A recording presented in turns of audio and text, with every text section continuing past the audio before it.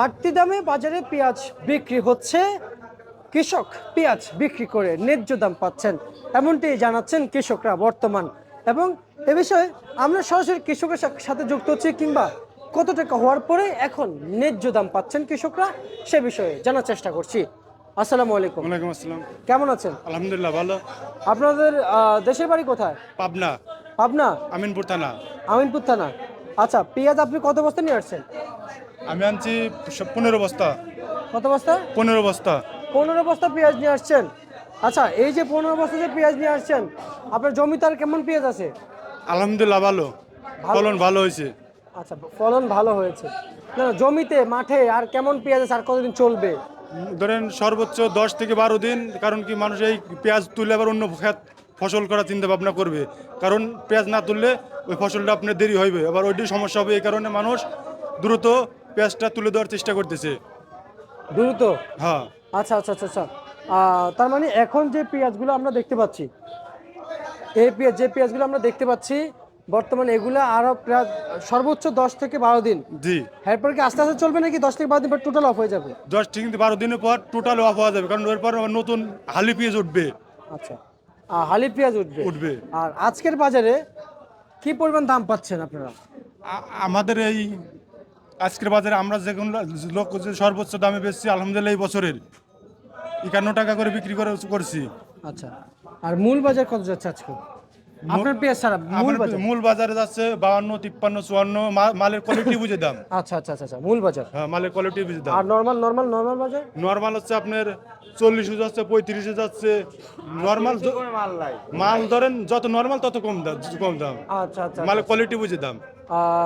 রসুন রসুন লাগাইছেন? জি আলহামদুলিল্লাহ আপনি লাগাইছি। জি লাগাইছেন? হ্যাঁ। এখন উঠানো শুরু করছেন? হ্যাঁ, না কিছুদিন মানে আর 1 সপ্তাহ 10 দিন পরে তোলা শুরু করব। 1 সপ্তাহ 10 দিন পর তোলা শুরু করবেন? হ্যাঁ। আচ্ছা আচ্ছা আচ্ছা। তাহলে তাহলে আজকের যে রসুনের বাজার রয়েছে সেটা একটু বলবেন? রসুনি বাজার 90, 80, 85 গেছে, আবার 95ও গেছে। মানে আচ্ছা, মালের কোয়ালিটি বুঝে দাম।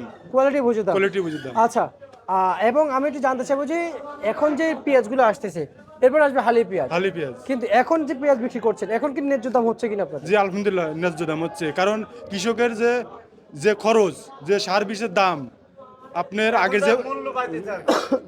আগে যে বাজারে বিক্রি করছে যে দরে, ওই দরে কৃষকের লস।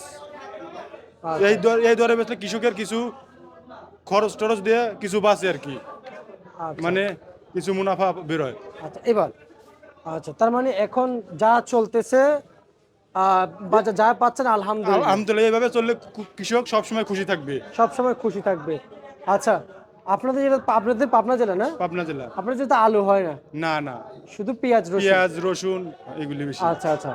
আর এখন আপনার যে পেঁয়াজগুলো নিয়ে আসছে, এখন কেমন মনে হচ্ছে যে আলহামদুলিল্লাহ ভালো। গত 1.5 মাস কিংবা 2 মাস ধরে যদি বাজারে এমন থাকতো, তাহলে আপনাদের কাছে কেমন হতো?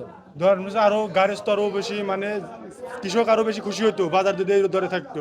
কারণ পেঁয়াজ বেশিরভাগই কৃষকের বিক্রি করা শেষ, এই মূল কাটা পেঁয়াজ বিক্রি করা শেষ। কারণ আগে বাজার অত ভালো যায় নাই, এই কারণে এই 1 সপ্তাহের ভিতরে 1 সপ্তাহ নির্বাচনের পর থেকেই বাজার আলহামদুলিল্লাহ ভালো।